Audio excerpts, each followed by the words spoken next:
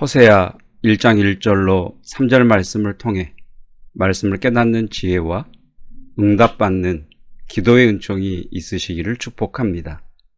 호세아서 1장 1절로 3절입니다. 1절 우시야와 요담과 아하스와 히스기야가 이어 유다 왕이 된 시대 곧 요아스의 아들 여로보암이 이스라엘 왕이 된 시대에 브에리의 아들 호세아에게 임한 여호와의 말씀이라.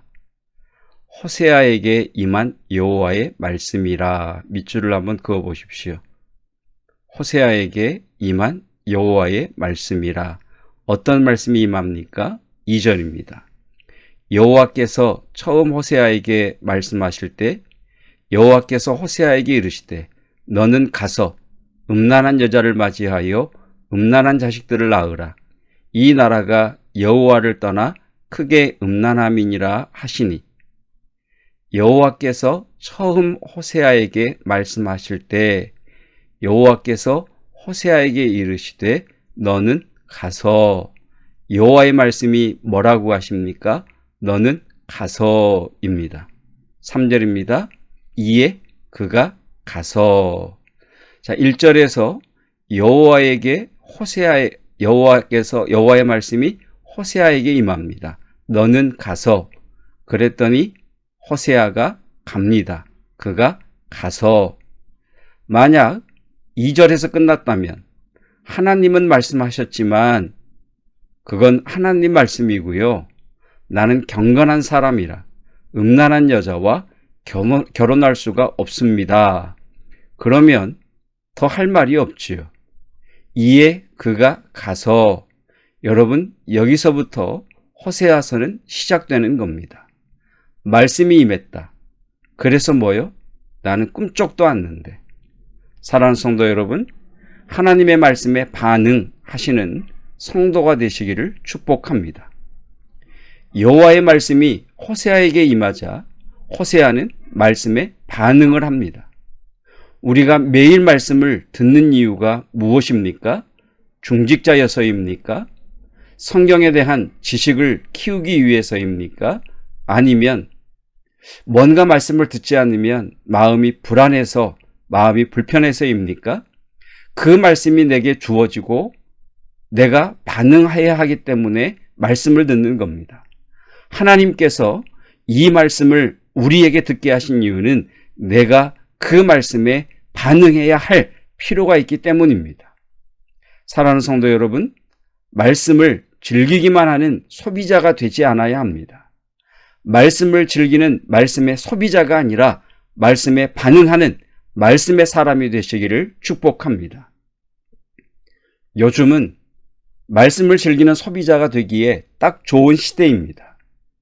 내가 원하는 시간에 내가 원하는 목사님의 설교를 유튜브에서 마음껏 들을 수가 있습니다. 말씀을 들으면서 새롭게 깨닫기도 하고 감동도 받습니다. 그러나 여러분, 내가 설교를 많이 듣는다고 해서 내가 설교를 들으면서 새롭게 무엇인가를 깨닫는다고 해서 내가 찬양을 많이 듣는다고 해서 믿음이 좋아졌다는 착각은 하지 말아야 합니다. 말씀에 반응할 때 우리의 믿음은 자라기 시작합니다. 저는 축구를 좋아하니까 축구를 예로 들어보죠. 우리나라 축구 국가대표였던 선수 중에 이청용 선수가 있습니다. 제가 이청용 선수가 신는 축구화와 똑같은 축구화를 신으면 제가 이청용 선수처럼 축구를 잘하게 될까요? 아닙니다. 축구화를 똑같은 것을 신었다고 해서 그 사람의 실력이 내 실력이 되는 것이 아닙니다. 축구화를 샀으면 신발을 신고 뛰어야 합니다. 연습을 하고 직접 뛰어야 실력이 늡니다. 테니스를 좋아하시는 분들, 내가 정현 선수가 쓰는 것과 똑같은 라켓을 샀다고 내가 정현 선수처럼 실력이 좋아질까요? 전혀 그렇지 않습니다. 라켓을 샀으면 스윙 연습을 해야 합니다. 테니스장에 나가서 직접 뛰어야 실력이 늡니다. 좋은 설교를 듣는다고 믿음이 좋아지는 것이 아닙니다. 말씀에 반응할 때 믿음이 자랍니다. 예수님의 비유 중에 4가지 밭에 대한 비유의 말씀이 있습니다. 옥토와 다른 새 밭의 차이가 무엇입니까? 말씀, 즉 씨앗이 뿌려졌는데 열매가 없다는 것입니다. 수많은 씨앗이 뿌려지고 수많은 말씀들이 그 마음에 뿌려졌는데 그 마음에 열매가 없다는 겁니다. 단단한 길밭은 기경하고 돌밭의 돌들은 골라내고 가시덤불을 제거하는 말씀에 대한 반응, 말씀에 대해 반응할 때 하나님의 역사는 꽃을 피우게 됩니다. 주일 설교 내용을 기억하십니까? 자기를 설득하는 영성, 그래도 감사하자, 그래도 기도하자, 찬송 부르자, 예배 드리자, 자기를 설득하는 영성. 사랑하는 성도 여러분, 오늘 하루 동안 자기 스스로를 설득하시고 주신 마음을 쫓아 반응해 보십시오. 말씀을 듣고 말씀을 깨닫고 그 들은 말씀, 깨달은 말씀에 반응할 때 우리는 하나님이 일하고 계심을 알게 됩니다. 그때 우리에게서 터져나오는 것이 하나님을 향한 찬양입니다. 어제 새벽 말씀이 무엇입니까? 하나님, 나를 긍휼히 여겨 주십시오 였습니다. 하나님의 긍휼하심, 조치가 아니라 지금까지 지내온 것, 하나님이 나를 긍휼히 여겨주셨기 때문입니다. 하나님께 감사로 반응하시고 하나님 나를 긍휼히 여겨주셔서 이 고난의 광야를 속히 지나고 약속의 땅을 취하게 하옵소서 기도로 반응하시기를 축복합니다. 말씀을 즐기기만 하는 말씀의 소비자가 아니라 말씀에 반응하는, 그래서 열매 맺게 하시는 하나님의 복을 누리시기를 주님의 이름으로 축복합니다. 이미 집사님 감사임을 드리셨고 기도 제목을 부목사님에게 보내주셨습니다. 어머니 이숙자 권사님 허리수술 잘 끝나고 회복 중에 있게 해주셔서 감사드립니다. 회복하는 기간이 어머니에게 기도와 은혜의 시간이길 기도합니다. 입맛이 없어서 식사를 잘 못하시는데 기력이 좋아지고 음식이 맛있어져서 수술 후 회복 기간이 더 건강을 찾는 시간이게 하옵소서 기도 제목 보내주셨습니다. 함께 기도 드리겠습니다. 여호와의 말씀이 호세아에게 임하였을 때에, 너는 가서라는 여호와의 말씀이 임하셨을 때에 하나님의 말씀 좋지요. 그리고 끝이 났다면 하나님 아무런 역사가 없었을 것입니다.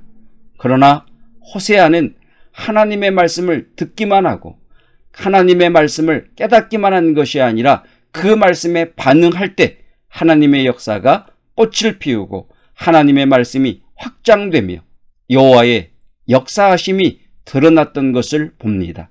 하나님, 우리가 살아가는 이 시대는 얼마나 말씀을 즐기기에 좋은 시대인지 모릅니다. 수많은 설교들을 들을 수 있습니다. 이른 아침부터 늦은 저녁까지 방송을 통해 하나님의 말씀과 기도와 찬양을 들을 수도 있습니다. 하나님, 좋은 설교를 들었다고 해서 내가 믿음이 좋다고 착각하게 빠지지 않게 하여 주시고, 내가 하루 종일 방송의 말씀을 통해 찬양을 듣는다고 하여 내 믿음이 좋다는 착각을 갖지 않게 하시고, 말씀을 들었다면 반응하게 하옵소서, 말씀을 깨달았다면 반응하는 성도가 되게 하옵소서. 그 말씀대로 순종하기 위하여 오늘도 성령님의 도우심을 구하고 은혜를 구하며 반응하는 하나님의 성도, 그래서 우리의 삶을 통해 하나님의 일하심을 경험하는 복된 날이 되게 하옵소서. 하나님, 이 시간 예수의 보혈로 이숙자 권사님을 덮어주시고 성령의 기름을 부으사 그 수술 후에 허리는 정상으로 회복될지어다. 빠른 회복, 급속한 회복이 일어날지어다. 하나님 아버지, 주님께서 일용할 양식을 주셨습니다. 음식을 먹을 때에 입맛이 돌아오게 하여 주시고 먹은 음식을 통하여 하나님 그의 육체가 강건해지는 은혜가 있게 하여 주시옵소서. 오늘 이 새벽에도 오늘도 주님을 향해 간구하는 성도들의 기도에 응답하옵소서. 무엇보다도 우리 다음 세대들에게, 수험생들에게 힘 주시고 하나님 하늘에 새 힘 부어 주시사 끝까지 달려갈 수 있도록 이끌어 주시기를 원합니다. 어르신들 강건케 하시고 영육간에 부욕해 하옵소서. 예수 그리스도의 은혜와 하나님의 사랑하심과 성령 하나님의 기름 부으심의 은혜가 말씀을 즐기기만 하는 자가 아니라 말씀에 반응하는 성도 되기를 원하는 믿음의 사람, 말씀의 사람들 위해 영원토록 함께 하시기를 축원하옵나이다. 아멘.